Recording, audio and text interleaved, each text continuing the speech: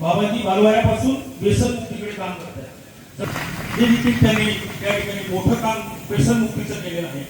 त्याचबरोबर समाजाचं देणं लागतो धर्म समाजकार्य बाबाजींच्या हातून घडवून होतं. हे देखील आम्ही आमचं साध्य करत असतो महत् भाग्य समजतो. अनेक काही गोष्टी सांगता येतील. या ठिकाणी सर्व फलक लावलेलेच आहेत. संस्थांच्या माध्यमातून तो सार्थ अभिमान आमच्या सर्वांना भक्तांना आहे. खूप काही सांगता येईल समाजासाठी ही तयार करायला त्या ठिकाणी धार्मिक कमाई आहे असा आम्ही म्हणतो. सार्थ अभिमान आहे. या ठिकाणी गरीबाचा देखील माणूस असेल, श्रीमंताचा श्रीमंत माणूस झाला असेल, त्या माणसाला ज्या काम झालेलं वास्तविक खऱ्या अर्थानं त्यासाठी बोलवलं.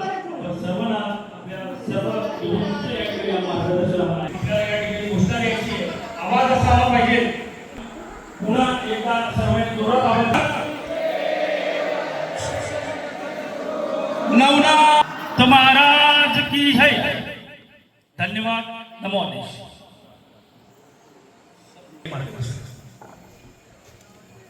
आजच्या कार्यक्रमाचे निमित्त हे की आपल्या सगळ्यांना आपण या ठिकाणी जमले मित्र हो. नाथांची कहाणी एवढी मोठी आहे की कित्येक दिवस नाथांची सेवा केल्यानंतर काय मिळतं काय मिळत नाही याचा इतिहास मी मागच्या वेळेस सुद्धा आपल्याला सांगितलेला आहे. श्री महादेवाच्या आशीर्वादाने आणि दत्त महाराजांच्या कृपेने आणि त्यांच्या आशीर्वादाने गुरु वचिंद्रनाथांनी या समाजासाठी या कलियुगामध्ये ही नाथच सगळं काही करू शकतात हा आशीर्वाद घेऊन गुरु मच्छिंद्रनाथांनी या कलियुगामध्ये नवनाथांचं सगळ्यांचं जन्म झाले आणि नवनाथांनी या कलियुगामध्ये जनकल्याणाचं काम केलं. तो वैष्णव एकदम कडक नियम आहेत म्हणून आपण सगळ्यांनी म्हणा या कलियुगातल्या लोकांनी म्हणा की नाथपंथावर थोडं दुर्लक्ष झालं. गोरक्षांनी बोध गैनीनाथानंतर ज्ञानेश्वर माऊली असा हा वैष्णव पंथ तयार झाला. पण माझी विनंती आहे आपले सगळ्यांचे हरिभक्त पारायण दोन्ही महाराज या ठिकाणी बसलेले आहेत.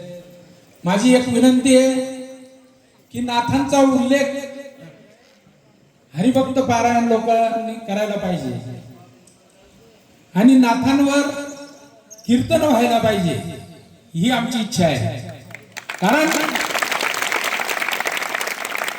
जोपर्यंत तुम्ही कलियुगामध्ये जागृती करत नाही तोपर्यंत या अज्ञान लोकांना नाथांबद्दल कल्पना येणार नाही. की जशी तुम्ही संत तुकाराम महाराजांची पांडुरंगांची आणि नवनाथ भजनाकडे लोकांचा कल 20 वर्षापूर्वी फारच कमी होता. जसं जसं नाथांचं समजा माझ्या माध्यमातून म्हणा आपले गुरुवर्य बालकनाथ महाराजांच्या माध्यमातून म्हणा जसे लोकांना अनुभव आले आणि नाथांबद्दल त्यांनी सांगितलं की एवढं कठीण नाहीये.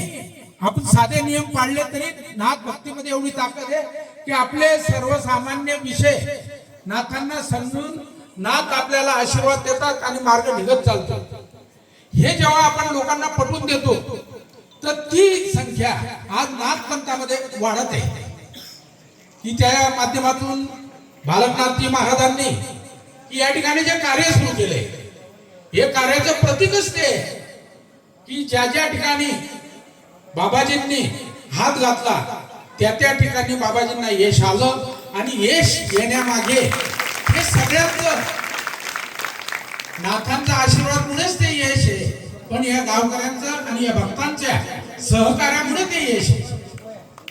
कारण बाबाजी जेव्हा 99 वर्षाचे होते ते आपले ज्येष्ठ नाथभक्त सुभाष महाराज हे आमच्याकडे, बाबाजी तेव्हा लहानच होते, बाबांनी असा रुमाल बांधलेला होता अतिशय लहान, तेव्हा ते आमच्याकडे आले होते. तेव्हापासून बाबाजींचे आमचे संबंध आहेत.